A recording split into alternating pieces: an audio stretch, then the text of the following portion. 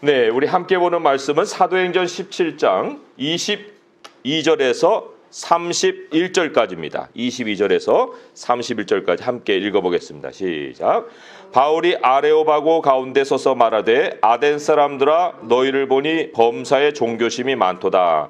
내가 두루다니며 너희가 위하는 것들을 보다가 알지 못하는 신에게라고 새긴 단도 보았으니 그런즉 너희가 알지 못하고 위하는 그것을 내가 너희에게 알게 하리라.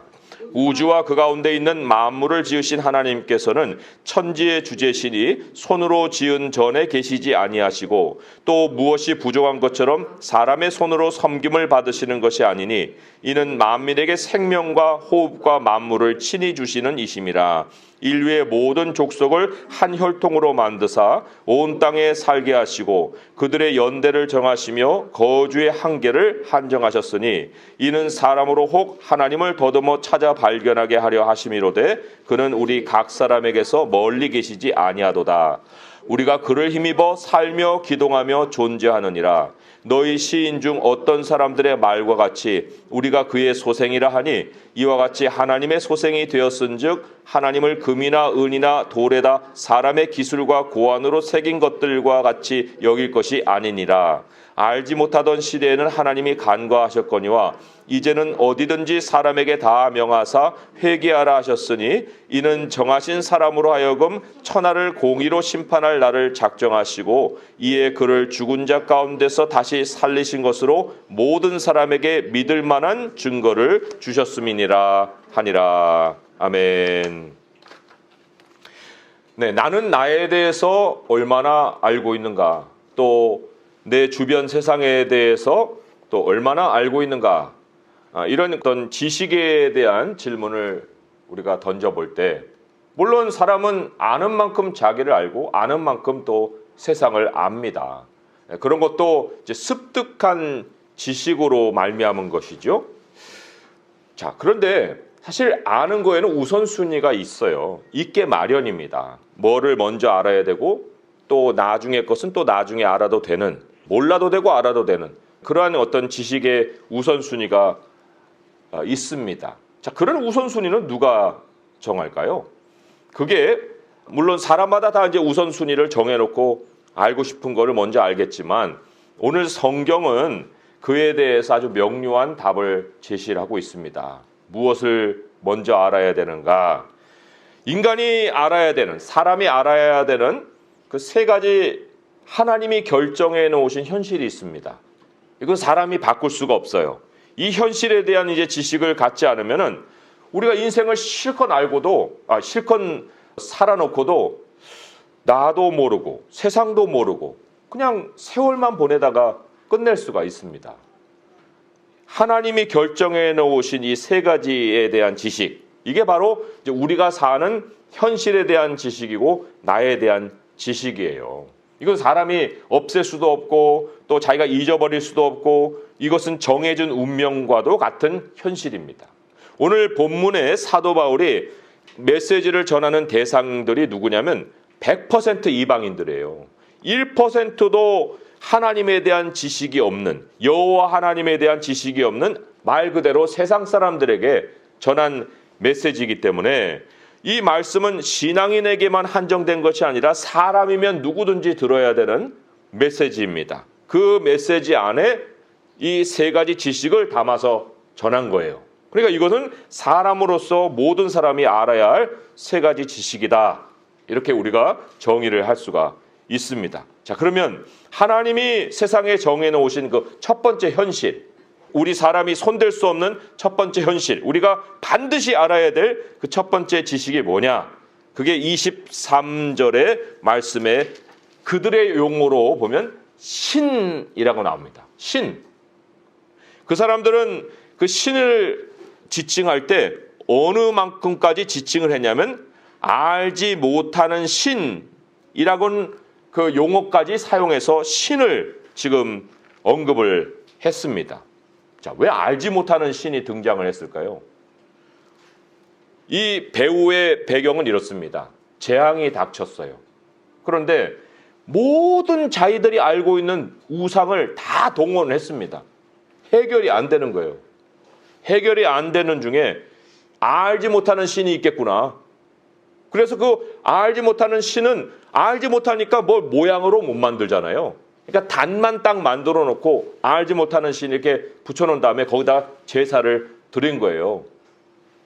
그런 배경에 이 알지 못하는 신이 등장을 한 건데, 자, 알지 못하는 신이라고 하는 그 신을 만들어낸다는 것이 무엇을 우리에게 시사하느냐? 사람은요, 신을 자기 머릿속에서 지울 수가 없습니다. 우스꽝스러운 얘기가 있죠? 니체가 하나님이 죽었다고 하잖아요. 그리고는 신은 죽었다. 그리고 니체가 서명을 했는데 니체 죽고 난 다음에 니체는 죽었다고 하나님이 서명을 했다는 거 아니에요. 얼마나 우스운 일입니까? 우스운 일이긴 하지만 그러나 그게 사실이에요. 신이 없다고 말하면 신이 없어지는 것이 아닙니다. 그래서 여기 22절에 보니까 바울이 그 사람들을 일컬어 범사에 종교심이 많도다 그랬잖아요. 종교심이 많도다. 신은 인간이 지어낼 수 없는 현실이기 때문에 바른 신을 섬기지 못하여도 종교심을 가져요. 하나님이 사람을 지을 때 사람의 마음에 무엇을 심어 놓으셨는가?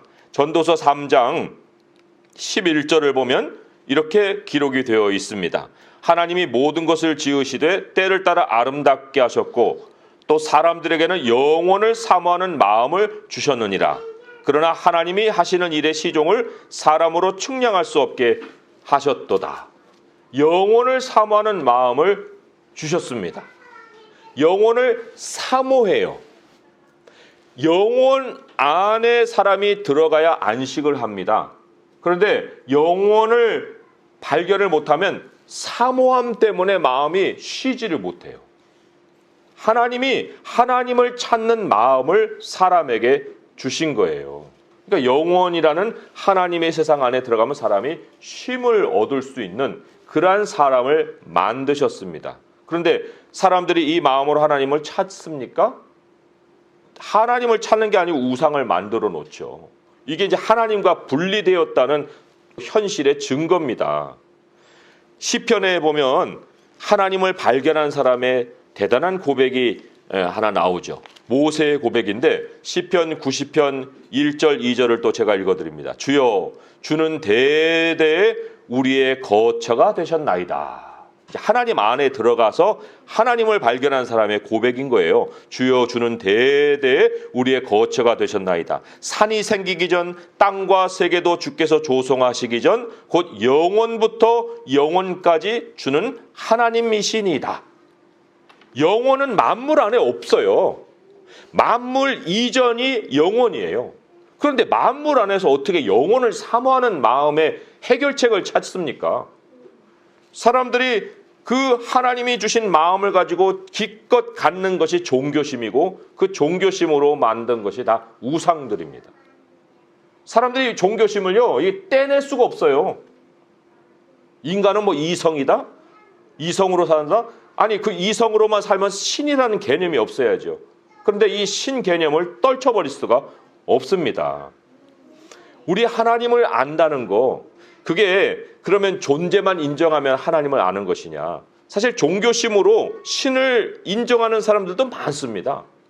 하지만 하나님이 우리에게 그 영혼을 사모하는 마음으로 도달하게 하시는 하나님, 그 하나님의 발견은 그냥 신이 있다라고 하는 사실이 아니에요. 24절, 25절에 보면은 24절, 25절에 우리 같이 한번 읽어볼까요? 시작.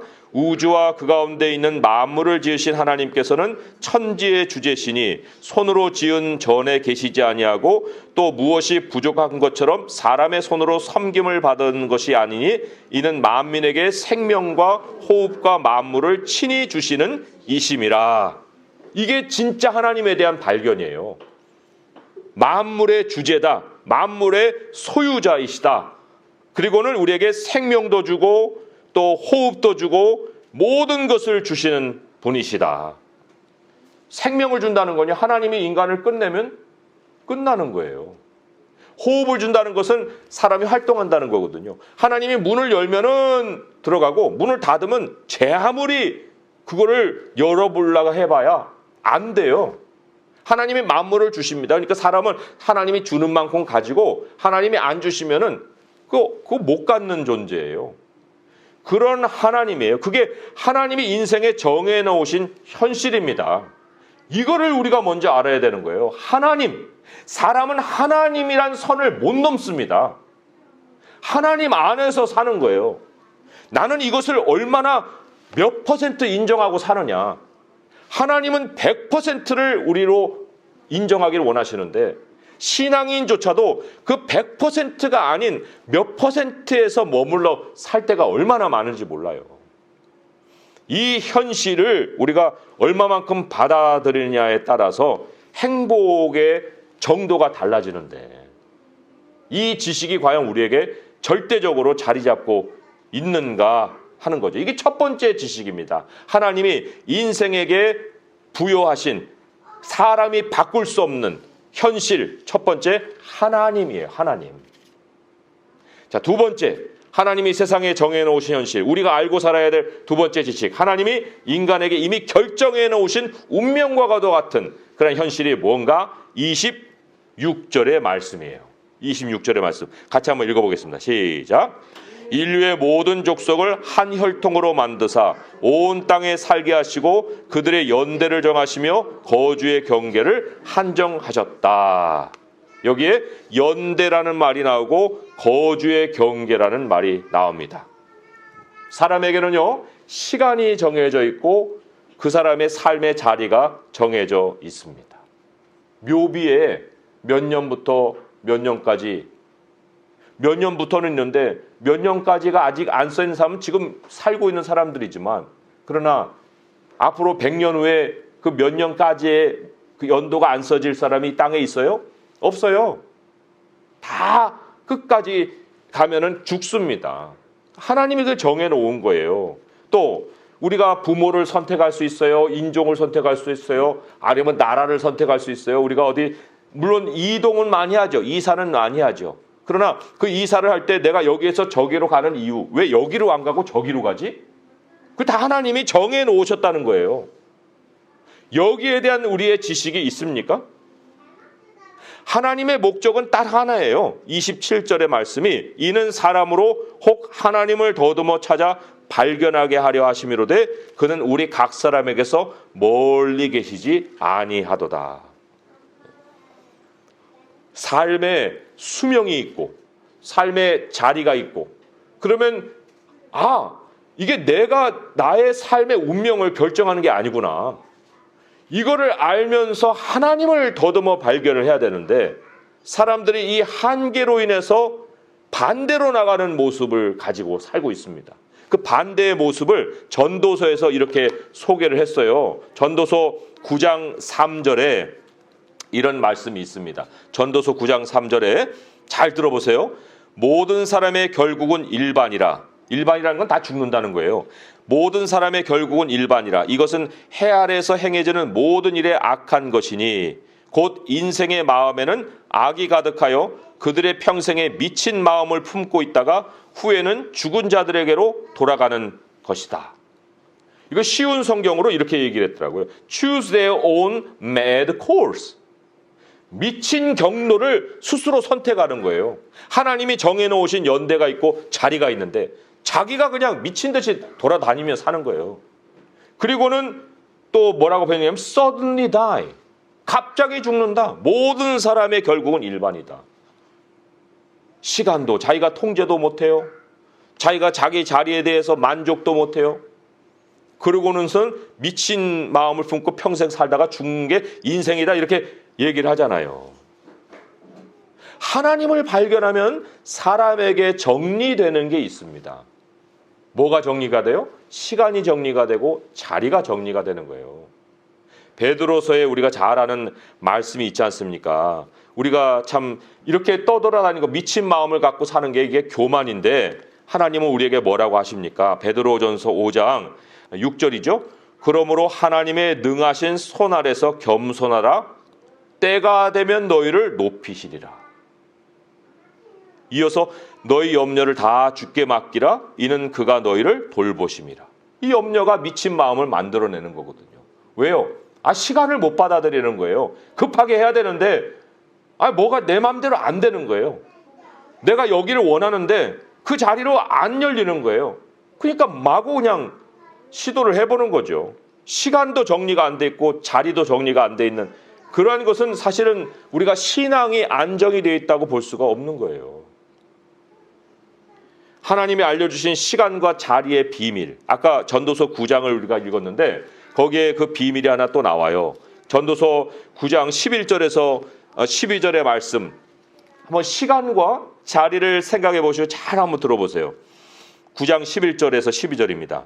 내가 다시 해 아래서 보니 빠른 경주자들이라고 선착하는 것이 아니며 용사들이라고 전쟁에 승리하는 것이 아니며 지혜자들이라고 음식물을 얻는 것도 아니며 명철자들이라고 재물을 얻는 것도 아니며 지식인들이라고 은총을 입는 것이 아니니 이는 시기와 기회는 그들 모두에게 임함이라. 분명히 사람은 자기의 시기도 알지 못하나니 물고기들이 재난의 그물에 걸리고 새들이 올무에 걸림같이 인생도 재앙의 날이 그들에게 호련히 갑자기 임하면 거기에 걸리느니라.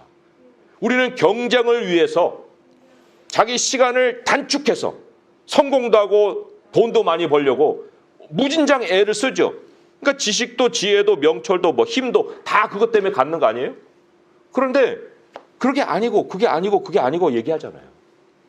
사람에게 정해놓은 시간이 있고 장소가 있다는 거예요. 비록 눈으로 볼 때는 저 사람이 나보다 앞질르는 것 같지만 그러나 그의 영역이 있고 내 영역이 있는 게 하나님이 정해놓으신 현실입니다. 왜 사람이 급해지고 왜 사람이 시간을 자기 손에 놓고 통제하려고 하고 삶의 경계선을 마냥 벗어나기만 하려고 그래서 자기의 꿈을 이루려고 하는 그 이유가 무엇이냐? 오늘 말씀으로 돌아오면요. 좀 더 그 이유에 대해서 우리에게 가르치고 있습니다. 사람이 자기 영역, 자기 자리를 지키지 못하는 그 이유가 사람이 무엇인지 모르기 때문이다. 이런 이유를 가르치는 거예요. 그게 무슨 얘기입니까? 26절을 한번 보세요. 26절 거기 앞부분에 주목해서 다시 한번 읽어보겠습니다. 시작. 인류의 모든 족속을 한 혈통으로 만드사 온 땅에 살게 하시고 그들의 연대를 정하시며 거주의 경계를 한정하셨으니.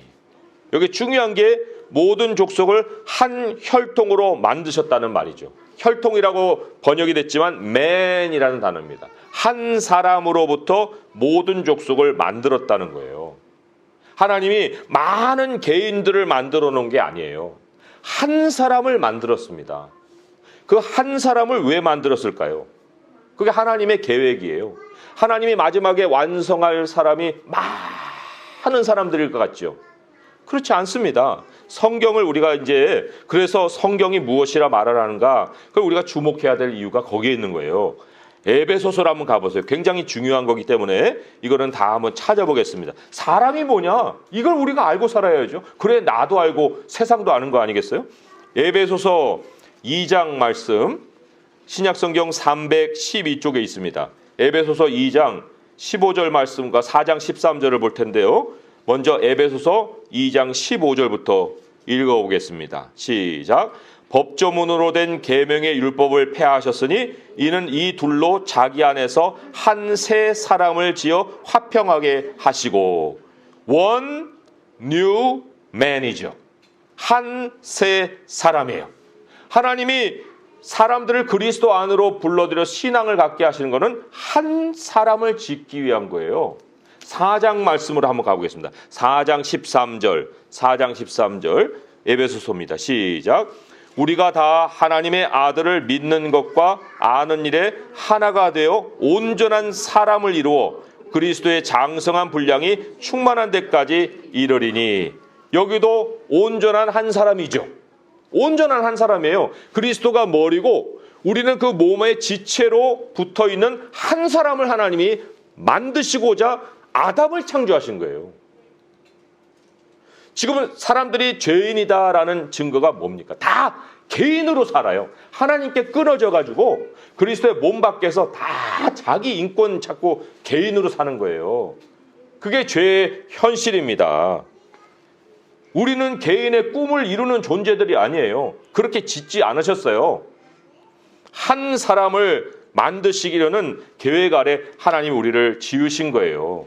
그리스도 안으로 우리가 돌아오는 것이 진정으로 회개한 인생이고, 그리스도 안에서 나의 때와 나의 장소 이것을 다 버리고 하나님의 시간과, 예수님이 하나님의 시간을 사셨잖아요. 하나님이 두시는 자리에서, 그게 소명이거든요. 하나님의 시간을 살면서 하나님이 내게 맡기신 소명의 자리를 책임 있게 충실하게 사는 거, 그게 회개한 인생이고 그리스도 안에 사는 삶이에요. 내가 나의 욕망과 하나님의 뜻이 부딪히는 곳에 고통이 있는 겁니다. 왜 그리스도 안에 살아가는 사람에게 하나님이 그런 고통을 안기겠습니까? 그러니까 가시채를 뒷발질하기가 너에게 고생이다. 사도 바울이 그러고 살았잖아요. 그러다가 하나님께 돌아와서 야, 사람이 이게 그런 게 아니구나. 사탄이 지금 다스리는 어둠의 세상에 점점 강조되는 게 그게 다 인권이죠. 인본주의죠. 우리 하나님은 다른 것을 가르치시는데, 자, 세 번째로 하나님이 인간에게 결정해 놓으신 현실이 있습니다. 우리가 반드시 알고 있어야 될 이 세 번째 지식이 오늘 본문으로 돌아와서 31절의 말씀이에요. 31절의 말씀. 또 한번 같이 읽어보도록 하겠습니다. 시작. 이는 정하신 사람으로 하여금 천하를 공의로 심판할 날을 작정하시고 이에 그를 죽은 자 가운데서 다시 살리신 것으로 모든 사람에게 믿을 만한 증거를 주셨음이니라 하니라. 네, 심판 날이 작정되어 있다. 이거는 한 개인만의 문제가 아니죠. 온 세상이 끝난다. 끝이 있다. 세상에 마지막이 있다는 거예요. 그 정하신 사람은 예수 그리스도예요. 그 정하신 사람으로 이제 심판을 할 날을 하나님이 작정해 놓으시고 그 정하신 사람 예수님을 부활시켰다는 거예요. 부활시킨 거하고 이 세상에 끝이 온다는 거하고 무슨 연관이 있길래 그거를 세상에 끝이 있다, 세상에 심판이 있다, 그거를 보일 만한 증거, 믿을 만한 증거로 주신 것일까? 심판을 안 믿다가도 예수님이 부활하신 것을 보는 순간에 심판을 우리가 알게 된다는 겁니다. 어떻게 그게 연결이 되는 거예요? 우리가 심판하게 되면 멸망만 생각하겠지만 심판은 새로운 시작의 그 문이 열리는 거예요. 멸망하는 사람은 멸망하지만 우리도 하나님의 심판을 거쳐야 새로운 세상을 만나는 겁니다. 예수님이 죄로 죽으셨잖아요. 하나님의 진노의 심판을 받으셨잖아요. 그 받으신 순간에 3일 만에 부활하셨어요. 그 부활이 하나님의 심판이 시작이 되고 그리고는 새로운 세상이 열린다는 확실한 증거입니다. 예수님이 살아나셔서 사람들에게 보였잖아요. 그 부활의 몸을. 이게 상상과 이야기가 아니잖아요. 역사지 않습니까? 우리가 아무리 세상에서 밀리언웨어가 아니라 빌리언웨어로 살아도 안 죽어요? 죽어요. 그럼 죽음 이유가 어떻게 되는가? 예수님이 우리에게 모든 걸 보여주신 거예요. 그거 외에 다른 어떤 미래가 우리에게 소망이 있습니까? 없습니다. 그러나 사람들은 그 증거가 분명히 있음에도 불구하고 심판을 준비하지 않습니다. 나의 미래가 그렇게 영광스럽다고 얘기를 해주는데 죽는 것은 뻔히 정해진 운명이면서도 그렇게 하나님이 영광스럽게 보여준 현실에 대해서는 바라보질 않아요. 다른 죽는 길이 있어요? 그러면 더 영광스럽게 죽는 길이 있습니까? 죽으면 다 끝이지 뭘 더 영광스럽게 죽어요. 이 땅으로 돌아오지도 못하고 무슨 세상에서 제일 부자면 뭐예요? 아니 제일 부자면 뭐예요? 그럼 테슬라 그 사람이 이제 1위로 등극을 했다면서요? 그럼 뭐예요 그게? 나하고 다를 게 뭐 있어요? 조금 더 잘 먹는 거? 잘 사는 거? 그거 왜 이제 뭐가 있어요? 아무것도 없지.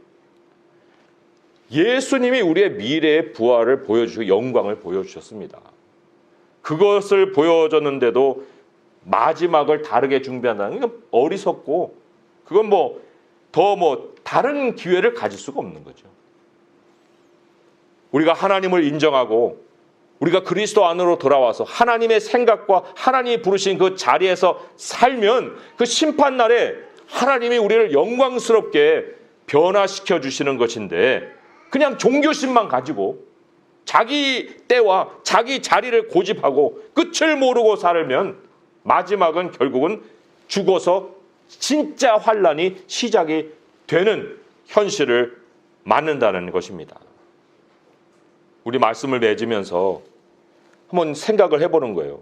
사람에게 알지 못하는 영역이 있다는 게 어찌 알지 못하는 신 정도로 그냥 결론을 내고 끝날 일입니까?